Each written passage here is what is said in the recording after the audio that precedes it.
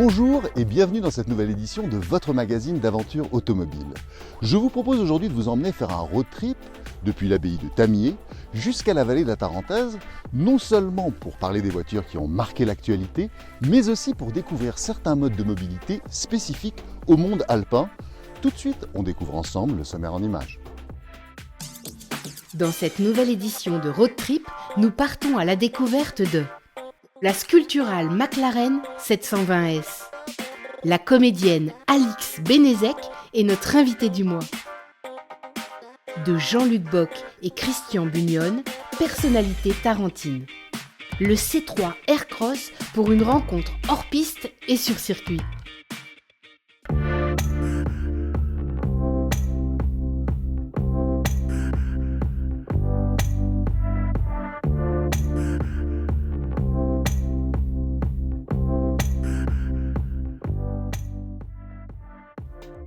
Nous allons à présent retrouver la clémence du climat britannique et Pierrick pour l'essai de la dernière McLaren, la 720S.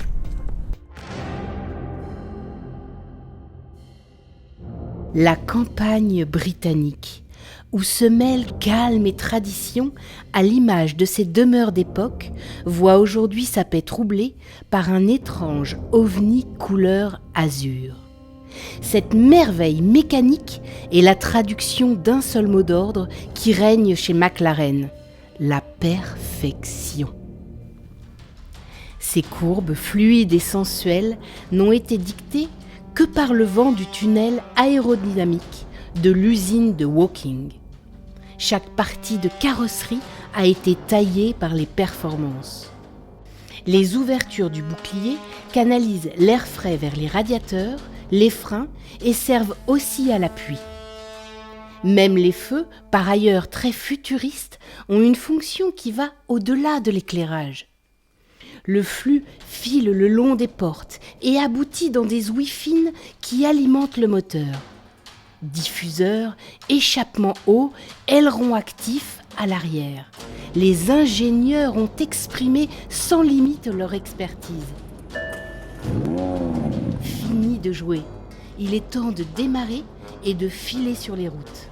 Nous sommes sur un essai exceptionnel puisque nous sommes au volant de la McLaren 720S. C'est franchement un véhicule d'exception. Dans mon dos, un V8 turbo de 720 chevaux, vitesse de pointe 340 km/h, 0 à 100 en seulement 2 secondes 9. Et alors une efficacité en termes de comportement, j'ai jamais conduit une voiture pareille. Et ces 720 chevaux s'expriment dans une fureur sans commune mesure. Dans notre dos, un concert de hard rock composé de bruits d'admission, de turbo, de pistons. Ce râle mécanique d'enfer rythme chaque instant. On perd presque pied avec la réalité. Cette McLaren nous emmène dans une autre dimension, sur cette route qui perce la forêt et chante encore et encore. Derrière le volant, on passe les rapports pour chercher les limites. Cette transmission extraordinaire s'avère aussi performante que la boîte d'une Formule 1. Rapide, précise et parfaitement étagée, elle sied à ce V8 biturbo. Mais prenons le temps d'une pause pour s'attarder sur l'impressionnant intérieur. On pénètre dans une ambiance à la fois luxueuse et futuriste. L'Alcantara habille tout l'habitacle, de la sellerie au ciel de pavillon. Les commandes semblent héritées d'un prototype spatial. Derrière le volant sans bouton, l'écran couleur peut rentrer dans la planche de bord et n'afficher que l'essentiel pour se concentrer sur son pilotage. Justement, retournons-y. Le châssis rend la conduite facile. Rares sont les voitures, même parmi les supercars, où on sent autant l'influence de l'appui aérodynamique. Il ne s'agit pas d'une image quand on parle de voitures collées au sol. Cette McLaren est tout bonnement ventousée au bitume. D'un simple coup de volant, on avale chaque courbe à haute vitesse. Elle se cale fermement sur ses appuis et garde une allure ahurissante. Avec une telle stabilité, c'est le corps qui doit finalement encaisser les transferts de masse. Même punition, question freinage, qui s'assimile à une chute brutale de 2 étages. La Formule 1 est passée par là. Les freins sont indestructibles. Même l'aileron actif s'en mêle en se dressant pour optimiser les ralentissements. Alors je vais quand même vous laisser un petit mot du prix. Plus de 240 000 € avec les options. On n'est pas forcément plus cher que la concurrence. Mais voilà, cette petite anglaise a ce petit truc en plus. Et la gamme de McLaren n'en finit pas de s'étoffer. Ça tombe bien, on a déjà pris rendez-vous.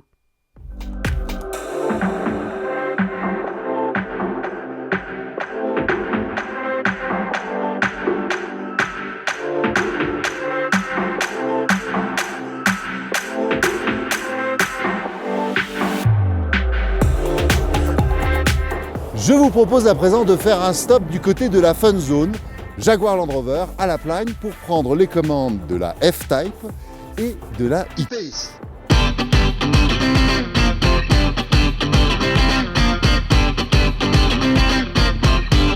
La Plagne est une station particulière qui a su évoluer. Avant de prendre le volant, nous sommes accueillis par son maire qui nous précise son positionnement.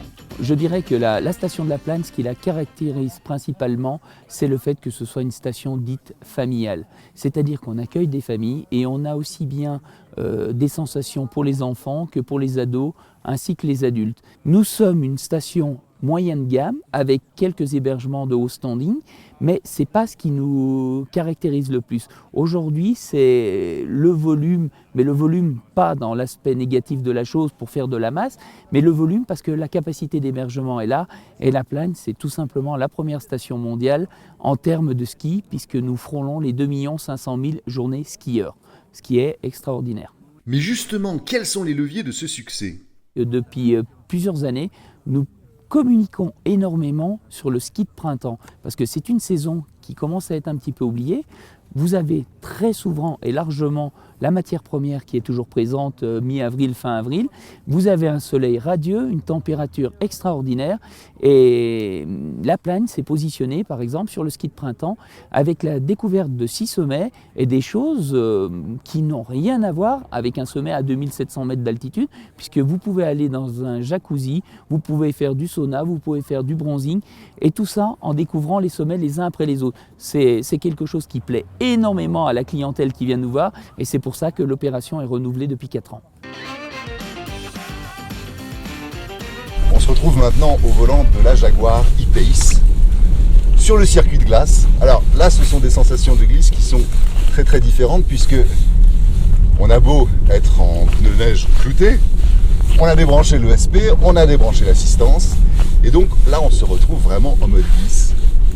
Mais il faut savoir qu'à ce crossover compact, le E-Pace va succéder un concept qui vient d'être présenté qui s'appelle le I-Pace, qui en reprend les grandes lignes avec toutefois une motorisation électrique.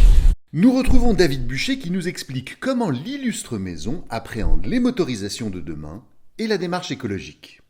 C'est pour nous-mêmes dans l'ADN de la marque d'être en phase avec notre environnement. On a eu toujours des voitures capables d'aller dans les endroits les plus reculés, et maintenant on veut le faire en phase avec un respect de l'environnement, et on vient de présenter le premier Range Rover et Range Rover Sport plug-in hybride avec 50 km d'autonomie en tout électrique, 400 chevaux, donc des vraies performances au quotidien, mais des vraies performances aussi en termes d'émissions de CO2, et donc un usage qui ne renie en rien les capacités de la voiture. On peut faire exactement les mêmes capacités de franchissement ou les mêmes franchissements de gué avec nos voitures comme on peut le faire avec des moteurs thermiques. Donc on s'inscrit résolument aussi dans cet ADN. Nos voitures, comme la Range Rover, sont faites en aluminium. On recycle l'aluminium, on émet beaucoup moins de CO2 pour fabriquer les voitures. Donc tout ça, c'est vraiment dans notre processus industriel de réduire notre empreinte sur la planète et de devenir à terme complètement neutre par rapport à ça.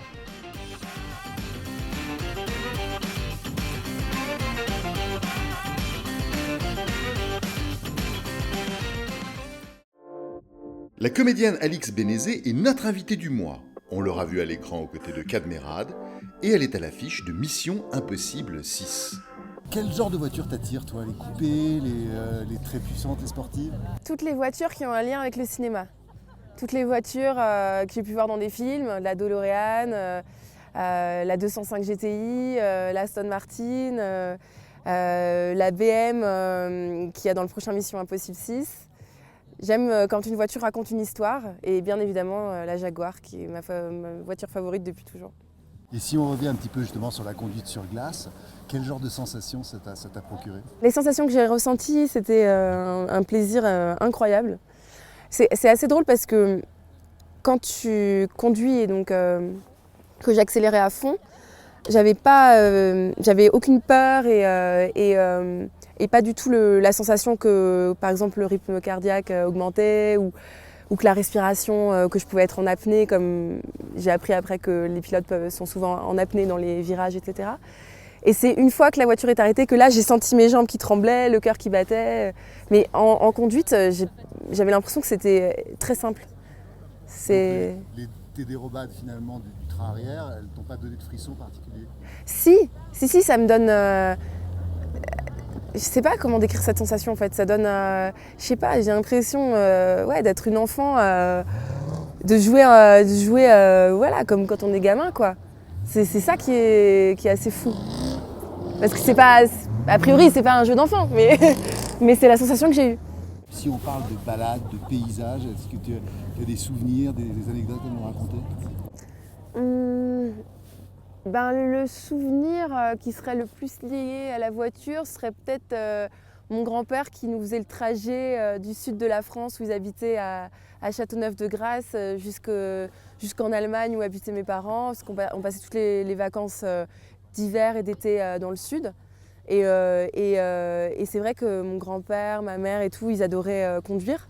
Donc on faisait le trajet en voiture et c'était une expédition parce qu'ils s'arrêtaient 2 fois, quoi. donc j'ai des souvenirs, c'est peut-être ça mes souvenirs de conduite. C'était l'admiration que j'avais pour mon grand-père de le voir au volant. Et est-ce qu'il y a un endroit que tu aimerais particulièrement découvrir en voiture? Ouais, j'aimerais beaucoup faire une petite expédition dans tous les pays du Nord, Finlande, Norvège, Suède. Ça me plairait.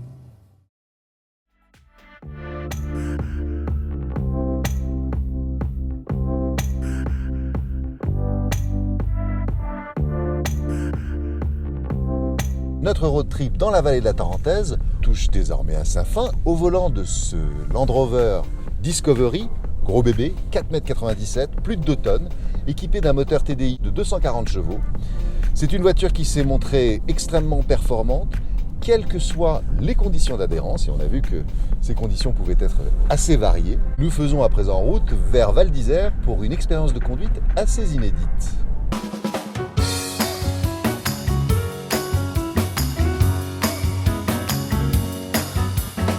Val d'Isère en hiver, ces maîtres de neige, ces nombreux skieurs qui cherchent à profiter jusqu'à la fin du printemps du manteau blanc.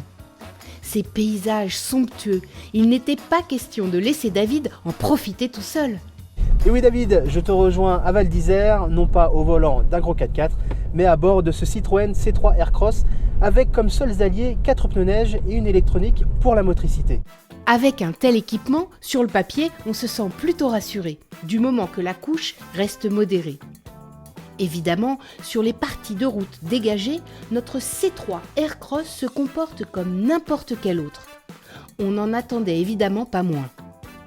Mais c'est en arrivant en station qu'on peut mieux le mettre à l'épreuve.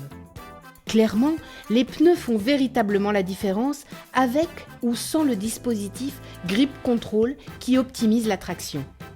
La tenue des gommes, dès qu'on se retrouve sur la neige, rassure déjà beaucoup. Et notamment dans les phases de freinage et en courbe, où les enveloppes mordent le sol. Non, le secret n'est pas là. Et pour le trouver, on prend encore plus de hauteur, pour s'aventurer sur des chemins encore plus hostiles. Avant ça, sur une route droite, recouverte d'une neige bien tassée, aucun problème. Il suffit d'être plus doux lors des phases d'accélération et la vie se déroule sans heurts au volant. On peut ainsi profiter du paysage de la vallée sans crainte. Un véritable plaisir sous un soleil radieux. Difficile de se lasser d'un tel spectacle. Mais quand on s'aventure sur un axe tout juste dégagé par un énorme engin de déneigement, là, ce n'est plus la même histoire. Pas de lame, ni de selle, cette machine qui nous devance de seulement quelques centaines de mètres ne fait que percer le manteau neigeux haut de 3 ou 4 mètres. Grip Control, en mode neige activée, on gravit non sans peine la première pente. Quand il est sur off, on patine. Histoire de se rassurer, on s'arrête le temps de monter une paire de chaussettes sur les roues avant, celles qui tractent. Avec l'optimisation de l'adhérence électronique de Citroën, notre petit crossover n'a définitivement plus peur de rien. On poursuit la déneigeuse sans coup férir. Dans ces conditions, le C3 Aircross révèle son potentiel en tant que véhicule hivernal par excellence.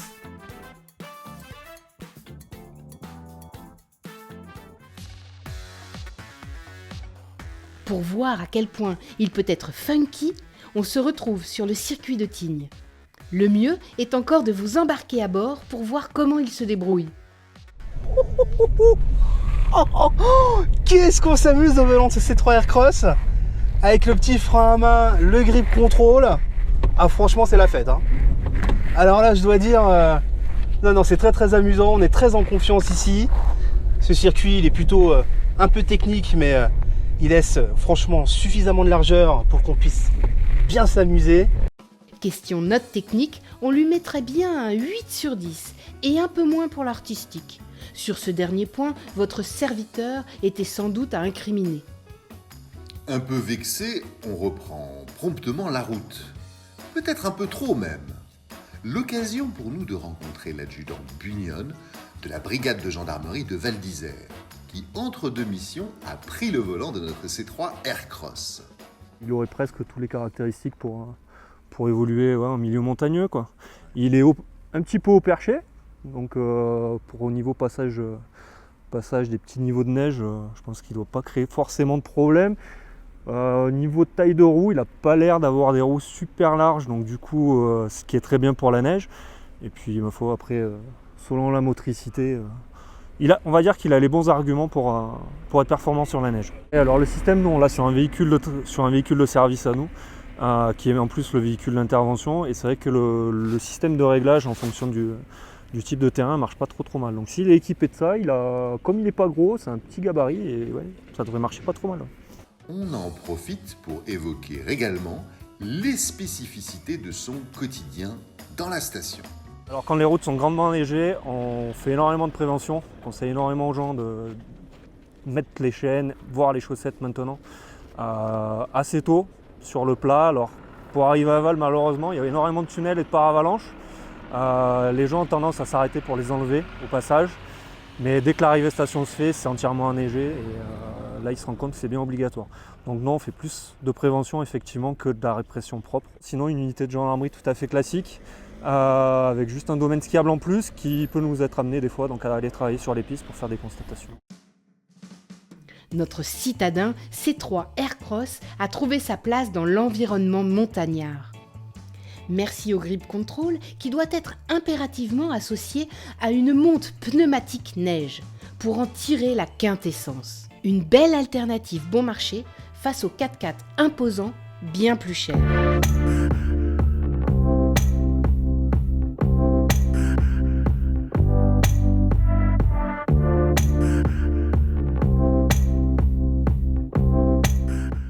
Et bien voilà, cette émission touche désormais à sa fin. Nous avons atteint le bout de notre road trip en Tarentaise. Nous sommes actuellement sur les hauteurs de Val d'Isère. Nous espérons que vous avez apprécié la découverte de tous ces modes de mobilité montagnards assez inédits et vous donnons rendez-vous très rapidement pour une nouvelle édition de Road Trip.